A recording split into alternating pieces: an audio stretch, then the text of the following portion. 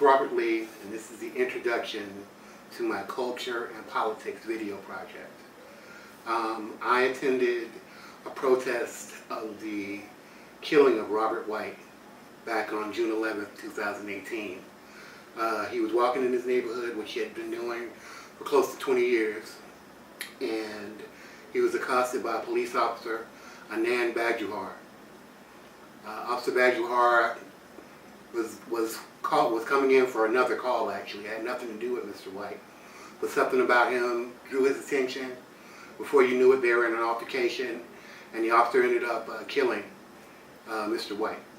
Now, the video cam footage shows Mr. White in an altercation with the police officer, but all of the footage has never been released. This happened again on June 11, 2018, and the officer was cleared of all charges in the shooting. Based on that happening in 2018, beginning of April, there was a protest held in Siver Springs, and I attended that protest. Number one, I'm kind of a hypocrite because I should have been there just to be there based on what happened, not because I'm doing it for a class. But I'm glad I did it. I learned a lot from the experience, and I learned a lot about the law and about people as well. One, this was a black man that was murdered, but there were mainly white people there to support him, say positive things about him. They actually went on a march afterwards, after all the different messages were put out there. It really touched me. I took my 11-year-old daughter. She was touched by it. A few things that I learned from this. One, if you report a police officer for doing something you think is outside the realm of the law, the police force is not obligated to contact you or follow up with you after you make that statement to them. They can throw it in the trash for all you know. Also, the fact that bits and pieces of the camera footage, one taken from someone's cell phone, the other from the police officer's body cam, only the parts when Mr. White is defending himself are put out for the public to see. Also, Mr. White suffered from mental illness. So some people say that played into him being agitated with the police officer's approach to him. Everyone that stood up to speak on his behalf said he was a kind person, he was a quiet person, and he just didn't deserve to die in that fashion. So multiple groups, different people from the city, different people from different political positions were at this protest, and here I'm going to show you some of the footage.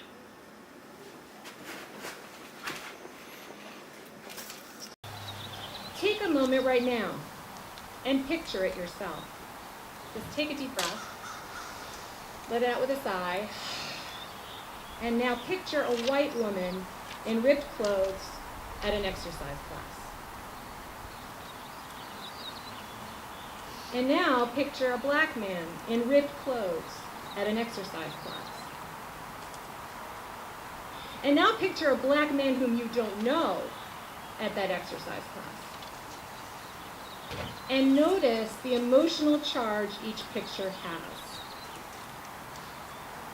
That emotional charge is what each of us needs to bring to consciousness and do the work to decharge. And I'm specifically and especially talking to my white people friends.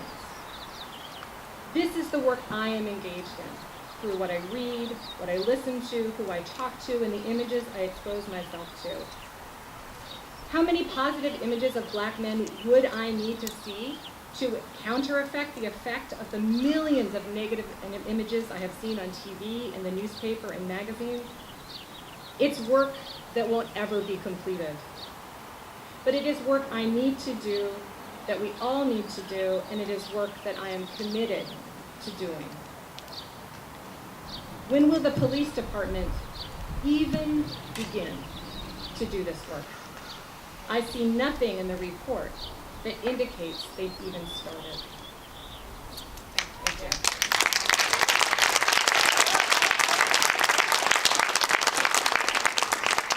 I feel a sermon coming on. Because as you talk, I realize that it's not enough just to memorialize Mr. White. We're here to activate, and we're here to put pressure on those who can make change in our county to change discriminatory practices that profile and single people out. So we call on County Executive Elrich and the chiefs of the Montgomery County Police Department to come out from behind the curtain of internal investigations that let themselves off the hook and re-engage the community in truth-telling and accountability. And we call on those in positions of power to acknowledge that this is not just a single incident, but the latest in a 400-year history of violence against black people in the United States. Look, it's also come to my attention that the MCPD is a pledged agency with the One Mind campaign. The One Mind campaign seeks to ensure successful interactions between police officers and people affected with mental health crises. So while MCPD may clear itself on having the grounds to use lethal force, they have not addressed the officers' lack of competence in de-escalating this interaction with a community member whose rage and anger and fright and agitation may have been caused by a mental health crisis. So at that point, it was the officer's duty to use all necessary measures to resolve the conflict with Mr. White, using the appropriate intervention.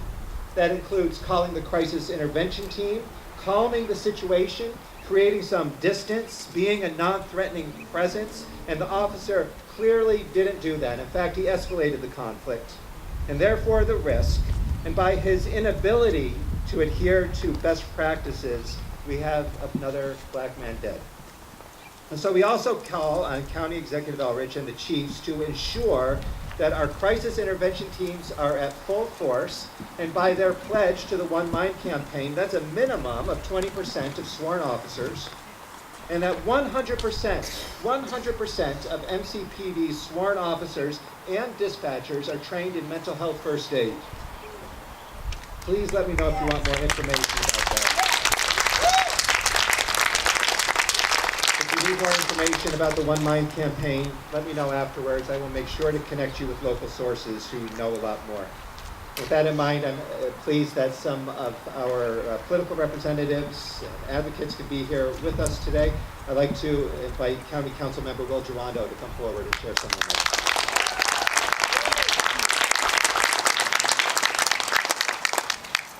Thank you, Matt, and thank you all for being here.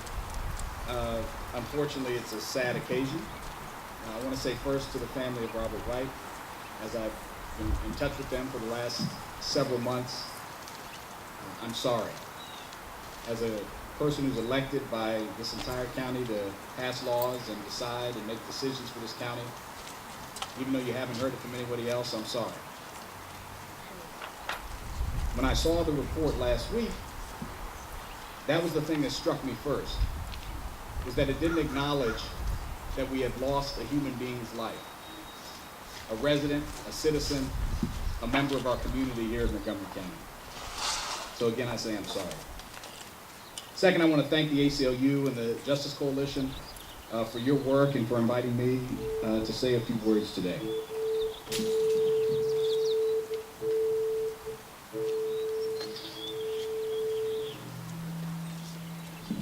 Find the sweet spot.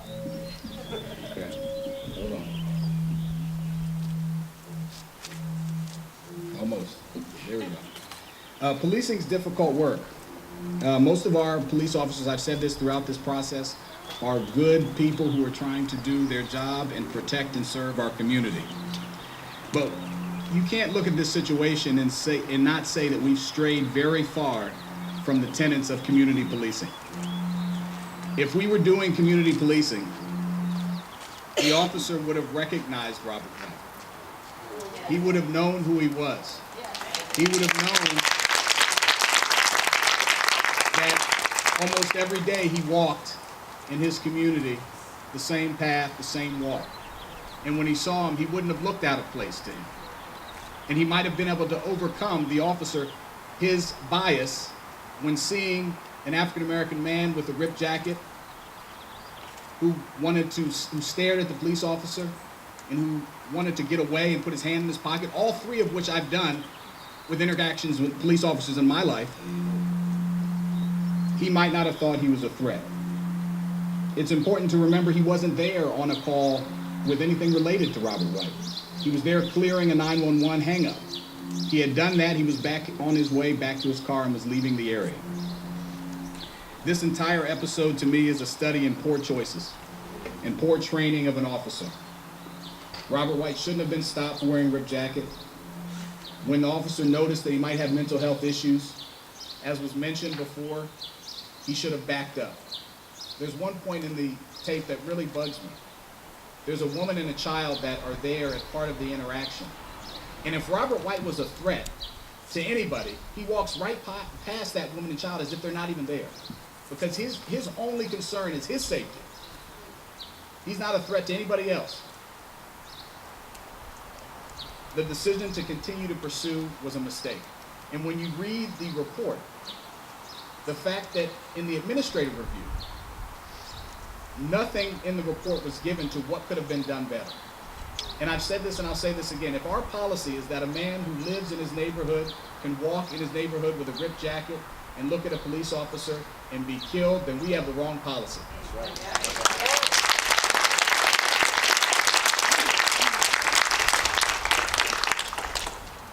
And as was mentioned, we have problems here in Montgomery County. The police released a report just recently laying out their use of force and arrest statistics in 2018. Over 55% of the people that had use of force used on them and that were arrested in 2018 were African American. When we make up 18 to 19% of the population. If you add Latinos, we're over 70% of the people in this county who were arrested, stopped, and had use of force against them were people of color. You cannot look at those numbers and say that we're doing our job the right way. So what should we as elected leaders here do? How can we make a difference? I think the greatest thing we can do is ask for transparency. You heard some great suggestions a second ago. We need to pass the bill that I sponsored, the Law Enforcement Trust and Transparency Act, that will require independent investigations and public reporting. But that's just the first step. We have not had a piece of criminal justice legislation in Montgomery County in a very, very long time. There's more work we need to do to dig into these disparate statistics, look at racial profiling. We have a unique opportunity with the hiring of a new police chief for the first time in 15 years. I look forward to being involved with our county executive and my colleagues on making sure we prioritize someone who really gets community policing and who says that these types of circumstances that lead to the death of a resident are unacceptable. So I thank you all for being here, and I thank you all for the support. And again, to Robert White's family and to his community members, I'm sorry, and we're going to do better. Thank you.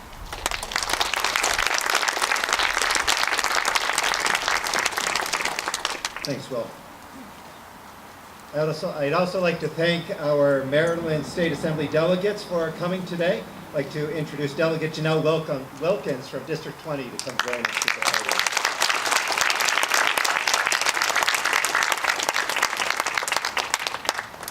Good afternoon, everyone. I am Delegate Janelle Wilkins. I represent this district, District 20, and unfortunately,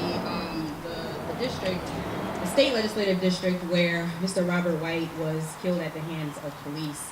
And I first want to start by giving my condolences to Mr. White's family, his friends, and his neighbors, who I just so much appreciate you all relentlessly sharing who he really was and the real story of who Robert White is and pushing back on that narrative that others are trying to explain. We're together once again as a community, and we're coming together because time and time again throughout this entire situation, the system that has been put in place to protect us has failed us. And once again, this community is coming together to say that we want justice. We want justice for Robert White and the hundreds of black men and women who are unarmed and killed at the hands of police all over the country.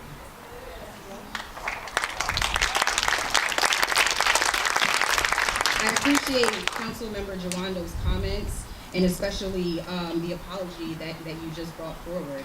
Because one thing that we haven't heard at the hands of our police officers from their mouths, from the Montgomery County Police, is that acknowledgement of the humanity of the life that was lost, whether they feel it was justified or not. So I so much appreciate that. But the thing that it bears in mind for me as well is that when we have police investigating themselves, we cannot be surprised at the outcome. The outcome will always be the same. But the one thing that has encouraged me throughout this entire process over the last 10 months since Mr. Robert White was killed is this community here. This community that has come together and been a source of light, that has sought truth, and has been unrelenting in seeking justice for Robert White. And that is where I find my hope, and that is why I know that change is coming. And I thank you all for being here. So we're gathered here at Christ Congregational. I really appreciate you all hosting us. And what it makes me think about is it makes me draw in my faith. And growing up in Sunday school, one of the things that my pastor used to tell us in order to explain the meaning of the word justified, and I know we have several pastors in the room, so you can take me offline and correct me if I'm wrong, but my pastor used to say that when you think of justified in a faith perspective, that it's just as if I never sinned, just as if it never happened.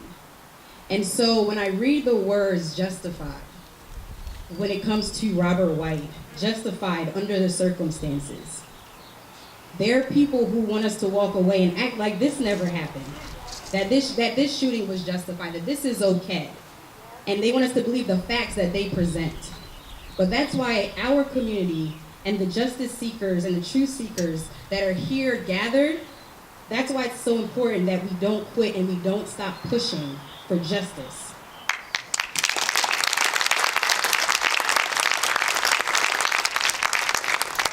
I want to really also underscore the words under the circumstances, justified under the circumstances. But the fact is that what I keep going back to and what has really, I think, tugs at all of our hearts and what we cannot seem to comprehend is that the facts are that Mr. Robert White was an unarmed man walking in his own community. There are no circumstances in which a man peacefully walking unarmed in his community, in his neighborhood, should be shot and killed by police. That does not add up. So I'm here to say to the Montgomery County Police, to our systems that have failed us, that this shooting was not justified and we will not accept it. And for all of us gathered here, because the system has failed us time and time again, from the first encounter with Robert White, which was obviously a case of racial profiling, since the system has failed us, it is up to us to change the system. It is up to us to ensure that from top to bottom, from community policing to the initial interaction with the police, to accountability, that we completely change the system so that we can have equal justice for everyone. Tomorrow, the Maryland General Assembly is going to adjourn sine die. And I'm sad to report that unfortunately, we have done very little when it comes to police accountability. I'm sad to report that when it comes to the issues surrounding Robbie White's death, that we have not even begun to scratch the surface to do what we need to do to ensure that this does not happen again.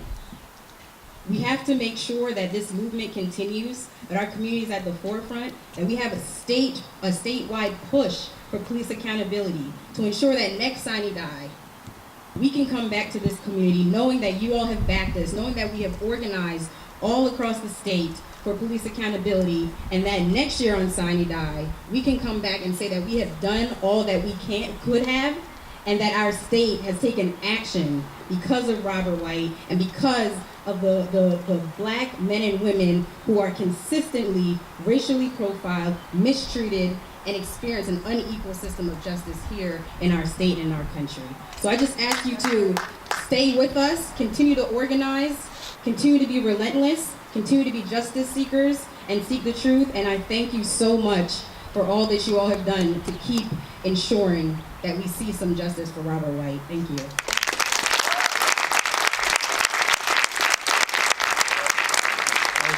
You're welcome. I think you're on solid theological ground. I vouch for you. We're also pleased to have Delegate Gabe Acevero here from District 33, so thank you for 39. I'm sorry, 39.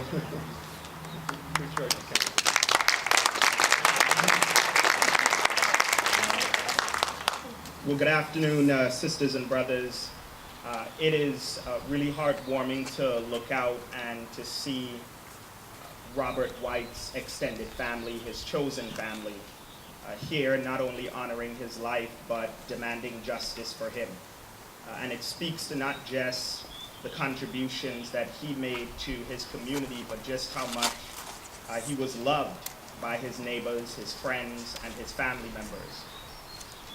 4 years after Freddie Gray, 3 years after Corin Gaines in Baltimore County, 1 year after Robert White, and 7 months now after the untimely and avoidable death of Anton Black, who was killed in police custody on the Eastern Shore, and whose family I worked with and the community that I worked with to introduce Anton's Law this session, to ensure that we get some measure of transparency from a police department that is already unaccountable and already lacks transparency.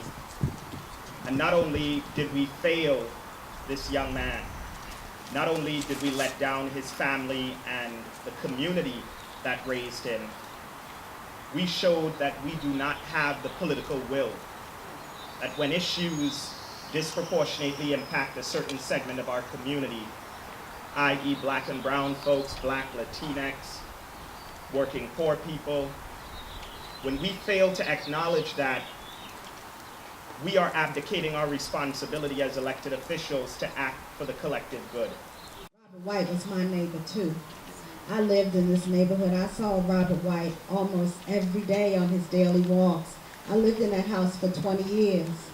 He never seemed to me to be a threat. Never.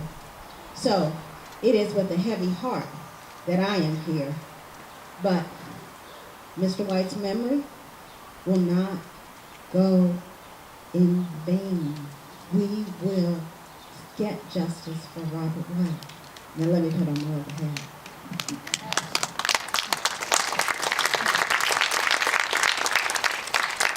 My name is Cherie Branson, and I'm the third Vice President of the Montgomery County chapter of the NAACP. The NAACP is the nation's oldest civil rights organization. In Montgomery County, we were founded in 1937 out of litigation to gain equal pay for African American school teachers. We have been fighting for justice ever since. We are here today to advocate for the justice for Robert White. This innocent man was confronted by police and killed. The police department has issued a report justifying its officers' actions. The residents of this county must reject this report. The officers' initial action to stop and question Mr. White was allegedly based on the torn hoodie. You all have heard all this already, but we know that that was a pretext for racial profiling. After the initial stop, the officers' actions escalated the encounter, despite the officer's statement that he thought that Mr. White may be having a mental health crisis. The police department has determined that the officers' actions were justified. As residents of this county, we cannot accept this outcome. The residents of this county need to know that wearing a torn hoodie and walking with your hand in your pocket in your own neighborhood do not constitute reasonable grounds to stop you.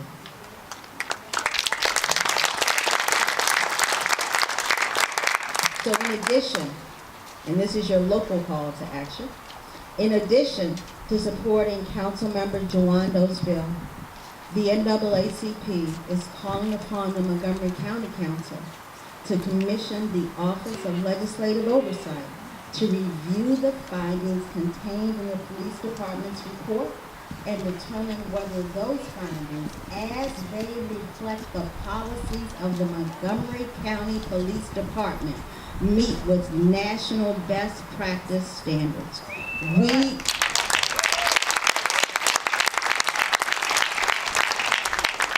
We believe that the death of an innocent man, at the very least, requires this examination. Thank you all for being here today.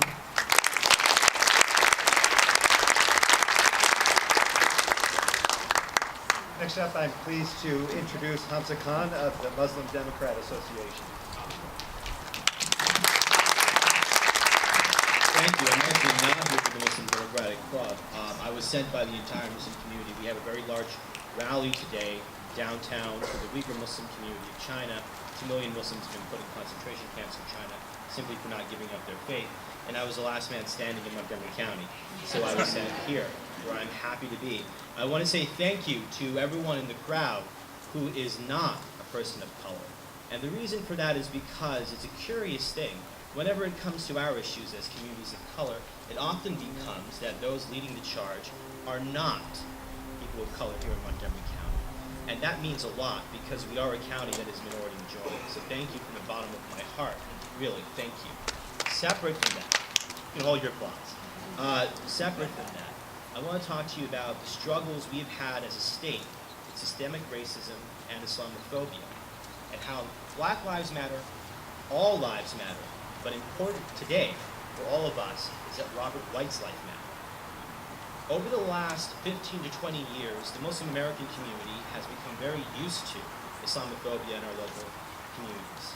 In Maryland, currently, an innocent man sits in jail, a non-Sayyid, for a crime he never committed in Baltimore City.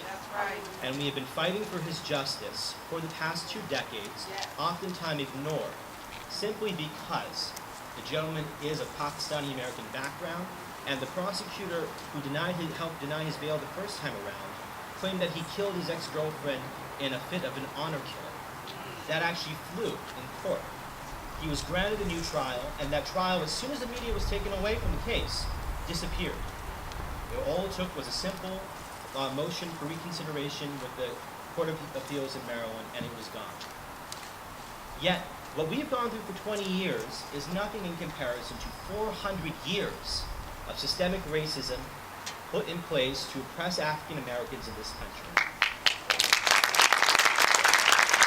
What we are learning as a community today is nothing new for the American experience. It just so happens that the faces are new. The only way that we can move forward as a county, as the most diverse county in America, where 1.1 million people live in harmony, and of that, 110,000 happen to be Muslim without a single Muslim elected for over a decade.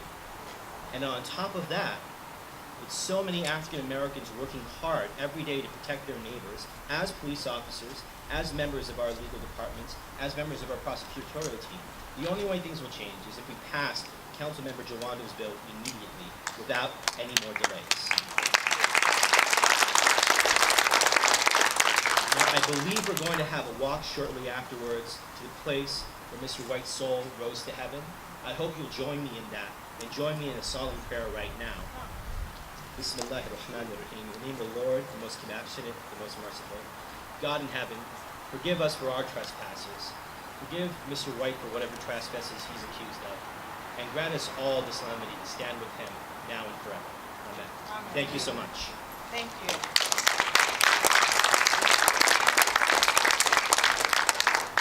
And as we began this program, I started by talking about the Siver Springs Justice Coalition. And so we're, as I mentioned earlier, we're a coalition of neighbors of Mr. White, folks who just live in the area and were horrified by what happened in our area. We're civil rights organizations, we're faith groups. And so I want to talk to you a little bit more about the work of the Siver Springs Justice Coalition, how you can be part of that, what we've done, and what we're going to do going forward. To do that, I'm going to introduce a member of our coalition, Dr. Sophia Marjanovic. Thank you, everyone, for coming. I know it was, oftentimes we're responding rapidly to various developments that happen in our community, and I'm grateful that everyone has shown up today to humanize Robert White and honor his memory. So various things that the Siver Springs Justice Coalition has done since we assembled in June 2018 in response to the killing of Robert White have been pushing for various legislative actions. In particular, with regard to Council Member Will Joando's LET Act, we pushed for civilian oversight because, like Delegate Wilkins has stated, the police investigating the police does not lead to justice. And so we are actually, we in Montgomery County, we've done research and we found several members of our community who have been part of a team of civilians who have investigated the police back in the 90s, and they would be a team that would come whenever there was a police involved killing. They would come and investigate right along with the police. They were trained as well on how to do investigations. We want that reinstated. It has been in Montgomery County. We want it back. The other thing is we have testified and tried to get passed at the statewide level.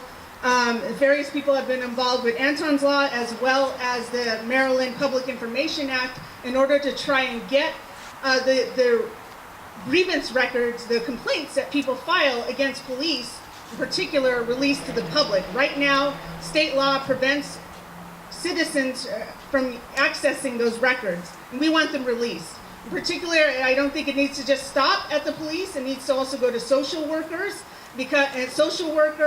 and other people involved with the court system, because as several of our legislators have mentioned earlier today, it doesn't just stop with police. It's a systemic problem in our country that's all the way through the court system. It starts with law enforcement getting us profiled. We're then shuttled into the courts and terrorized in the courts nonstop with litigation abuse, and that ends up financially terrorizing us, and we're not able to move forward in this way. And so definitely we need you to show up for that in the future, because this is just getting started. We need a lot more people showing up to ensure that we are getting these systemic changes enforced.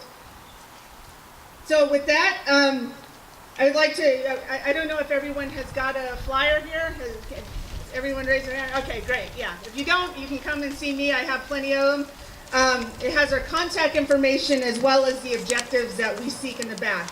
And these are, I don't think I'll read them, but I'll highlight. We definitely want to identify and implement steps at the police department level to address the disparate treatment, recognizing that people of color, particularly young men, are being targeted and harassed by police.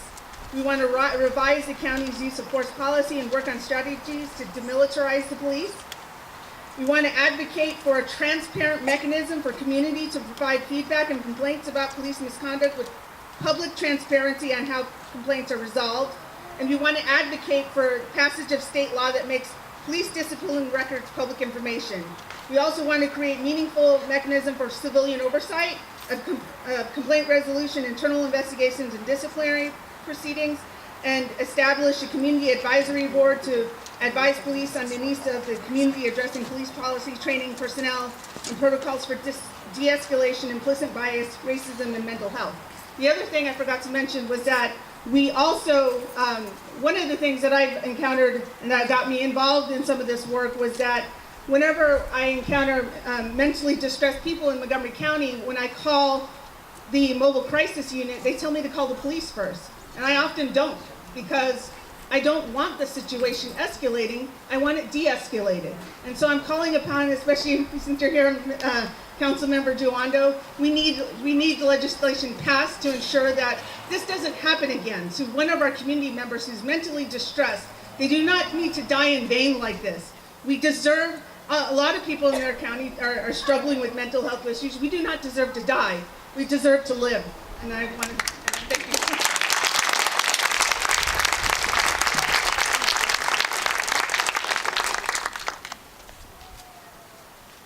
You've heard a lot today, and all we can say is to go back and start working your networks, and whether these are legal, or judicial, or legislative, political solutions, whether these are just policing solutions, whether these are spiritual activism and working within your communities of faith and neighborhood associations and solutions around there, we all find a way to work together for a multi-pronged, multifaceted approach to make sure that we're dismantling the systemic racism that every person at this podium has talked about today. So with that in mind, our closing speaker is going to be Reverend Zacharias, who's from John Wesley AME Church. This is the church that Robbie grew up in, and happy you could join us today. Pastor, if you'd like to make some remarks and then close us with a word of prayer.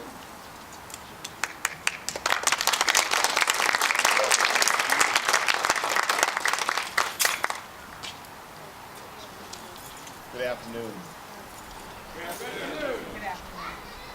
was a famous song that I used to love to sing growing up. I talked about there's a sweet, sweet spirit in this place. And I know that it is the Spirit of the Lord. For there is a presence that is missing from the membership of John Wesley AME Zion Church, and that is the sweet presence of Robert White. Yes, our hearts are ripped by the horror as well as the unjust act of violence that occurred upon him. So yet we are left with the opportunity to provide ministry to a family, a white family, as well as the total body family. How do we move forward? How do we move on? How do we not accept the continual acts of violence on all God's people, and even specifically on African Americans? So today, we join with each one of you to continue to fight, to continue to speak up, to continue to stand up, and to continue to help bring about justice for everyone, also for Robert. Hi, I'm Joe St. George. I am the Political Action co-chair of the NAACP Maryland State Conference, and I had the blessing of being present here for the press conference in remembrance of Robert White, who was fatally shot by the Montgomery County Police Department Officer Bajajar in June of 2018. And just this week, regretfully, we received a report from the Montgomery County Police Department stating that the shooting was justified. And everyone here was not only disappointed, but there was a fit of rage and dismay that his life wasn't worth the value of what was the safety of his life wasn't valued by the police department, but not even worth an apology. And so as the NAACP Maryland State Conference Political Action Chair, I will be fighting for the rest of this year. Tomorrow is the end of the legislative session for the 2019 political legislatures, and I've been for the last 90 days before the Senate, before the House of Delegates, addressing all types of issues from housing to education to transportation to workforce development or lack thereof, and reentry for those who are coming out of incarceration. And what I have seen is that the systemic racism is not just in the police department, it's not just in correctional facilities, but it's throughout education, transportation, workforce, housing. And each day that I was in the Senate, I had to address proposed bills that have totally disregarded the impact that the bills would have specifically on Black and brown people. And so without getting into details, and we hope to do a briefing soon regarding these bills, I want to caution everyone that we're living at a time in which there's an intersection between activism, legislation, and just plain old brutality, not from the fact that police officers are using guns, but that the laws themselves are being used in a way to affect our people disproportionately to a place that our people are being crushed in their spirit and their hope being taken away. So I want to urge everyone to now become active. Become a part of the NAACP. Become a member of my political action chair so that we can raise our voices, be in the faces of all these legislators, and hold them accountable for what we have put them in office to do. And that is to pass laws that are fair, that are just, and that are peaceful and humane. I thank you for this opportunity to be able to speak to you all. Thank you.